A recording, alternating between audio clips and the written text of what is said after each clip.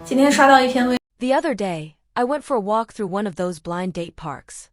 You know, the kind where parents and singles display signs with their personal info, hoping to find the perfect match. I wasn't there to participate, just observing out of curiosity. But what I saw stayed in my mind for days. Right away, I noticed a young woman sitting quietly on a bench. She was holding a sign with her dating preferences. She wanted a man with a stable income, who was kind, non-aggressive, had some education, and decent habits. Nothing outrageous. Nothing unrealistic. She didn't fit the typical beauty standards. She was a bit overweight, but had a lovely face, soft features, and a sincere expression. Still, no one approached her. Not a single man stopped. She just sat there, completely invisible. On the other side of the park, the scene was completely different. A tall, slim young woman, she looked like a model from a magazine, was surrounded by men. Fathers taking notes, people snapping photos of her sign, guys lining up to talk to her. Out of curiosity, I went to check out her sign. And I was speechless. She was looking for a man who earned over 1 million yuan per month, owned property, drove a luxury car, held an international degree, and looked attractive. Completely disconnected from the reality of most men there. And that's when it hit me. Men are always saying that women these days are too demanding. That no one wants to build a future together anymore. That women only care about money. But when a genuine woman shows up, with simple, reasonable expectations, someone truly open to love, they ignore her. Why? Because she doesn't fit the image they desire. The truth is, there's a lot of hypocrisy in all this. They say they want real women, that they don't care about looks, that they're just looking for someone with a good heart. But in practice, they chase the model-looking girl, even if her demands are ridiculous. Meanwhile, the woman with a kind heart and realistic standards sits alone on a bench, holding a sign no one bothers to read. It's not just about standards. It's about appearance. In the end, everyone wants something that looks good in the window, even if what's inside doesn't match the reality they're living. And yet, somehow, women are always the problem. There's always been a question that really bothers me. Why does it suddenly become so hard for women to find a partner once they hit 30? Hi everyone, long time no see. Today I want to talk about something that's been on my mind. Why does everyone say that once a woman turns 30, it becomes nearly impossible to find someone? Why am I bringing this up now? Well, maybe it's because I studied medicine, but most of the women around me finish their studies later in life. Medical school takes 5 years, and if you go on to get a master's, you usually graduate around 26 or 27. And right after graduation, the pressure starts. You need to find someone now.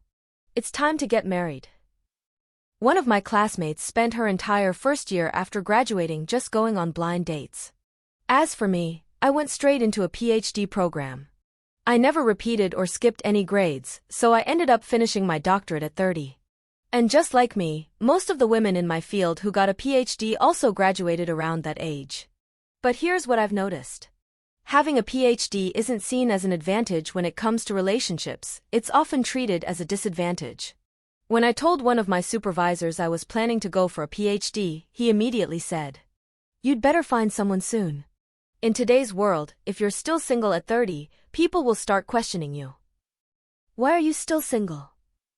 Is something wrong with you?" A lot of women are afraid of that kind of judgment. But to be honest, from what I've seen, being single at 30 is actually very normal. Some people didn't date in college. Others were in long-distance relationships during grad school that didn't work out. And in some fields, like mine, the gender ratio is super uneven. There are way more women than men. So if you didn't date during undergrad, and in grad school the options are even fewer, your chances of meeting someone drop significantly. Then, once you're in a PhD program, busy with research 24/7, it becomes almost impossible. So why am I talking about this now? Because lately I've heard people say, "Don't wait until you're 30 to start looking. It'll be too late. Lower your standards." And here's the thing. Many women in their mid-30s who are still single keep saying this. But a lot of them did lower their standards, got into relationships just to meet societal expectations, and later came back online with a different story. They said the relationship wasn't what they imagined, and that if they could go back, they would have rather stayed single. And that's exactly why I don't believe in dating just to check off a box or satisfy what society expects of you. Rushing into a relationship just because of your age or because everyone else is doing it isn't the right path. Love, real love, shouldn't have an expiration date.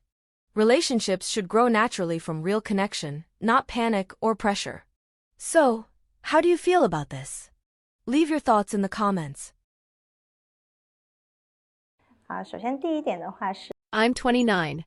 And yes, I have standards. And no, I'm not going to lower a single one of them. I'm tired of hearing that once a woman hits 30, she needs to be less picky. There's always an older woman saying, you need to be more flexible, accept what comes, or you'll end up alone. But you know what I keep seeing? Those same women coming back online miserable, saying they settled for less than they deserved, that their relationships turned into burdens, that their men don't respect them, don't show affection, don't support them, and that they wish they had stayed single. Exactly. I'm paying attention. I've learned to look around and not repeat their mistakes. I don't want an unstable man who's constantly broke, emotionally or financially. I'm not talking about being rich. I'm talking about basic structure, responsibility, balance. A man who can't handle his own life is going to throw his frustrations at you the moment things get hard. And no, I won't stay with someone just because he loves me. Because if one day he stops loving me, what will I be left with? Nothing but emptiness. I want character, consistency, and clarity. I'm not impressed by sweet words during the honeymoon phase. Anyone can be charming at the beginning. What matters to me is how he acts when things get tough, when there's conflict, when our interests don't align. That's when the truth shows up. And yes, family matters. The way a man saw his parents treat each other shapes how he treats you.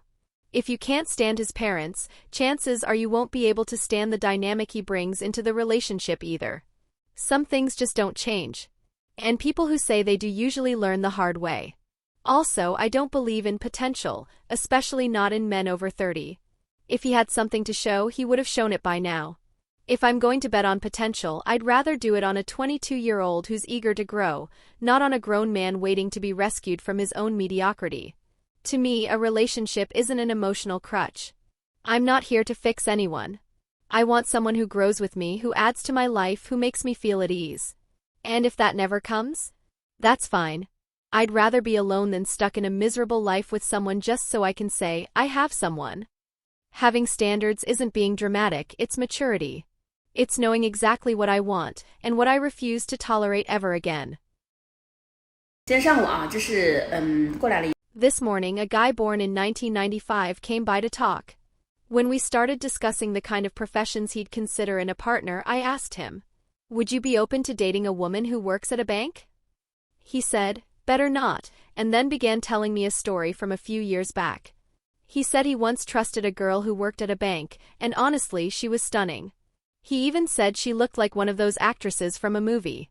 He was instantly smitten the first time they met. They went on a few dates, had meals, hung out, and he gave her a few small gifts. Nothing expensive, just little things. Of course, as the guy, he paid for everything. She told him not to worry, saying, I'm getting my bonus soon, next time I'll treat. The second time they went out to eat, they ordered 2 bowls of beef noodles. The total was just 30 yuan. He thought it was cheap, so he let it go and didn't want her to feel pressured to spend. After they ate, he noticed she didn't make any move to pay. So he jokingly said, Hey, I heard you got your bonus, right? Suddenly, her mood changed completely. She paid the 30 yuan, slammed the door, and left in a ride-hailing car, leaving him standing there confused and speechless. Later, when he asked her why she got so upset, she said, If I'm going to treat, it should come from me. If you hint at it, it just makes you look like a man with no pride or backbone. He ended up apologizing. Maybe he really did hurt her ego. A few days later, since she worked at a bank and had to meet sales targets, she asked him to help her buy some investment products to hit her KPI. He asked how much and she said, It's not much, just a few thousands of yuan. When I asked if he actually bought anything, he said no. He felt it was expensive and not useful for him. Then she responded with this sarcastic attitude. It's fine, really. Of course I'm not mad. I mean, if you can't even help me with something this small. I asked, So did you two keep dating? He said yes for a while. Even though their personalities didn't match. He admitted he's a looks guy and she was just too pretty. They stayed in touch for some time, but he said she kept complaining about working at the bank, saying she was unhappy and wanted to switch careers. He asked her, "So what do you want to do?" She said, "I want to work in HR." But she didn't have any background or degree in human resources. She had tried doing some cosmetic sales before, but it didn't go well, so she gave it up. Since he thought she was so attractive, he considered helping her open something like a beauty salon or a fashion-related shop, using some of his connections to make it easier for her. He figured that kind of business fit her image and could make use of her strengths.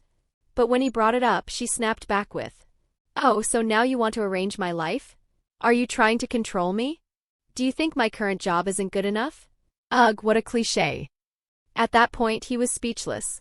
Eventually, they broke up. Their values and personalities just didn't match. He told me later that she really had deep personality issues. Her family was poor when she was young, her parents didn't spoil or nurture her much. And that left her with an overly fragile ego and an intense sensitivity about everything. He admitted her family background had clearly affected her. So, based on my years of experience, I want to share something with you. Women who work in banks often come with certain issues. Let me break it down.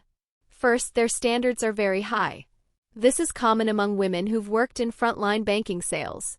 Every day they deal with corporate clients, company executives, and people who hold over 3 million yuan in their accounts. These customers show up in Hermes and other luxury brands. So for these women, carrying at least an LV is the bare minimum. Naturally, their expectations get higher and higher. Average guys from regular families don't even make it onto their radar. And if you do marry one, the pressure will be intense. Second, the job is extremely stressful. Banking isn't that cushy 9 to 5 golden job like before. It's full of pressure now. Remember how for a while everyone's social media was flooded with people pushing ETC signups? That was all banks. Weeknight business dinners, weekend mall booths, that's standard now. Banking girls constantly ask you to open a credit card, get ETC, buy insurance. If you date one, you basically inherit her sales targets. Third, many of them have perfectionist habits, especially the ones working front desk or admin. They've all been trained to be extremely precise. You can't even write a single character wrong on a form. So naturally, in real life, they carry some of that obsessive mindset. Everything has to be reported, approved, just right. Some of these girls definitely have mild OCD from all the training. Anyway, if anyone has something to add, feel free to share and discuss. 真的太胖。 Not too fat, not too skinny, just in the middle. Hi everyone, I'm Hue. First of all, thank you all so much for the support and kindness you've shown me recently. Whether it's positive or negative feedback, I accept it all. In today's video, I just want to chat casually about something. What are girls really looking for in a partner? Let's use Shanghai girls as an example. Speaking for myself, I honestly don't have super strict standards. Take looks, for example. Height? Not too tall, not too short. Some girls insist on at least 180 centimeters to feel safe or protected. But honestly, just because a guy is tall doesn't mean he's going to protect you, right? As for body type, not too fat, not too skinny, somewhere in the middle is fine. Glasses? Whether you wear them or not, I don't really care. As long as your vision isn't like over 1,000 degrees nearsighted or super farsighted, we're good. Eyes? Personally, I like slightly smaller eyes. But small doesn't mean lifeless, your eyes still need some sparkle. Like that kind of dull stare? No thanks. I kind of prefer single eyelids, but again, the key is that your eyes have some energy. As for the nose and mouth, I don't have any hard requirements. If your features are natural, fresh-looking, and you have a bright, sunny smile, that's perfect to me. What do you think? My appearance standards aren't super high, right? Not too low either. Nice. Okay, now that we've covered appearance, let's talk about personality. I like people who are a bit outgoing and optimistic. Of course, everyone goes through hard times, that's totally normal. But I hope you can talk about it and communicate openly with me. If you're funny or have a good sense of humor, that's a big plus. If not, that's okay too, as long as you're a genuinely kind person. Now, when it comes to material stuff, It's not like I don't care at all about financial stability. But once you've met the basic expectations, what matters to me way more is your character and who you are as a person. So yeah, everything I've shared today is just my personal opinion. Of course, everyone thinks differently. Feel free to share your thoughts with me in the comments. Let's chat. That's it for this video. See you in the next one. Bye bye. 就是女孩对男孩的要求。 People say women are asking too much from men, that requiring a man to have a house and a car has become the standard. But why is that considered normal? Do you have those things yourself? Let me ask you this. When a woman demands that a man owns a house and a car, do you? Why is it the man who must have them? Is it because you were raised with love and care by your parents for over 20 years? Well, wasn't he raised too? What is the meaning of marriage, anyway? Even though people say marriage is the union of two families forming a new one, that new family is an independent unit. You're going to spend your life with the man, or with his house and car. Some people will say, having those things provides stability. It's an emotional need. But when I bring this up, people, especially women, act like I'm crazy for even questioning it. But let's be honest. How many couples who had the house, the car, and a generous dowry still ended up divorced? Plenty. Now think about this. If a man has a house, a car, money, and he's in his 30s, why would he choose you? If at 25 you couldn't attract a high-quality man, what makes you think you can at 30? High-value men also know that younger women are more desirable. People love to talk about gender equality, but this way of thinking already puts women at a disadvantage. If a man says he wants a woman who has a house and a car, everyone says he's a gold digger. But when a woman demands that from a man, suddenly it's just basic requirements. Why the double standard? 这个女生能娶吗？来看一下啊。 Is this the kind of woman you should marry? Let's take a look. She's 26.5 years old, almost 27. She's studying for a vocational degree. What does that mean? It means it's a part-time, non-full-time program. She says she's preparing for the civil service exam. What does that really mean? It means she's unemployed, has no income, basically living like someone completely idle. Income, zero. And with this kind of non-traditional degree, what kind of civil service position could she actually qualify for? Honestly, I don't really get it. If someone does, feel free to explain. She likes to travel. Sounds nice, wants to explore the world. But where's the money coming from? Let's translate all of this. No job, no income, no money, but loves spending it. Also these days, every girl at blind date meetups says she's slightly chubby, but has a calm personality. We all know what that means by now. Better just assume she's built like a tank to be safe. She plans to buy a house. Translation? Forget about it. Don't even think about it. She's slow to warm up. In other words, you'll have to be her simp. You'll chase her, do everything for her, and she won't lift a finger. If you want to be with her, you'll have to take the initiative, give her everything, expect nothing in return. She wants a good quality of life. Translation. She's easily brainwashed by consumerism. Loves branded items, big logos, little luxuries. She values rituals and special occasions. Which means, on holidays and anniversaries she expects gifts, designer bags, luxury lipstick, flowers, the full package. At the end of the day, what she wants is money. She's never done housework. Translation. She sees herself as a little fairy princess. She wants a man who is ambitious and was raised in a happy, privileged family. At first glance, it sounds like a simple request, but what does she really mean by ambitious? It means you need to have a solid job, a good title, and a high salary. And raised in a happy family really means you were born rich. Because men who grew up in wealthy families are usually more generous. Men who got rich later in life tend to be more frugal and won't spend freely on her. Oh, and another thing. She wants a boy, not a man. Meaning someone under 30, good-looking, from a well-off family with a great job and high income. So I ask again, would you marry a woman like this? Anyone want to raise their hand? In the end, China's dating market feels less like a space for love and more like a high-stakes financial negotiation, where appearance, assets, and age are the real currency. Beneath the surface of matchmaking events and dating apps lies something deeper and more troubling: a growing fatigue.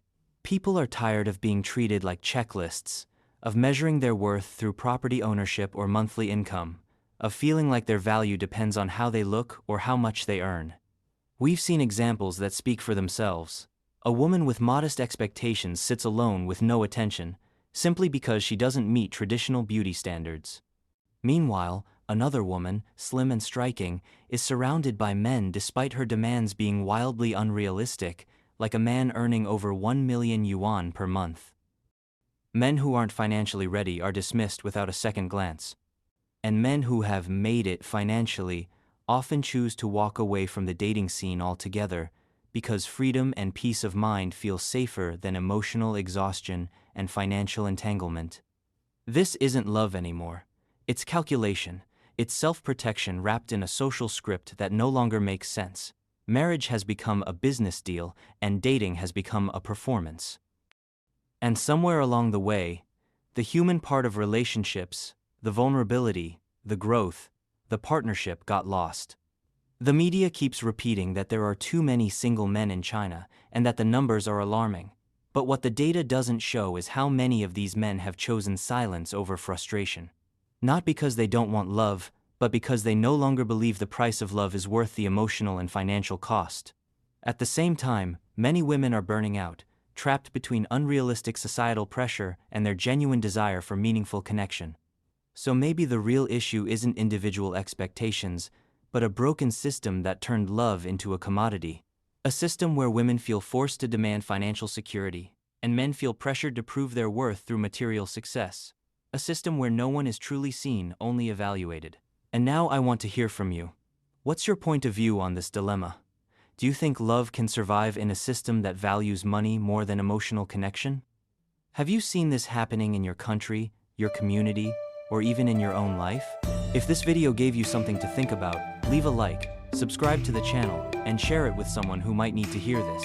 We're building a space for honest conversation, for questioning what we've been told is normal, and for exploring what love could look like outside the numbers, outside the pressure, outside the performance. Thanks for watching. Take care, and I'll see you in the next video.